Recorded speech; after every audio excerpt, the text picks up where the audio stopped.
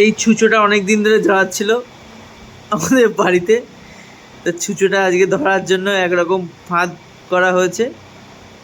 ছুঁচোটা অবশেষে তার লেজটা আটকে গেছে, আর সে আর যেতে পারছে না কোথাও। তো যখনই ধরার দরকার ছিল ছুঁচোটা পালিয়ে যেত।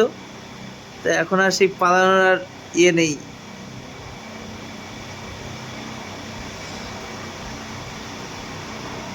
পালানোর চান্স নেই,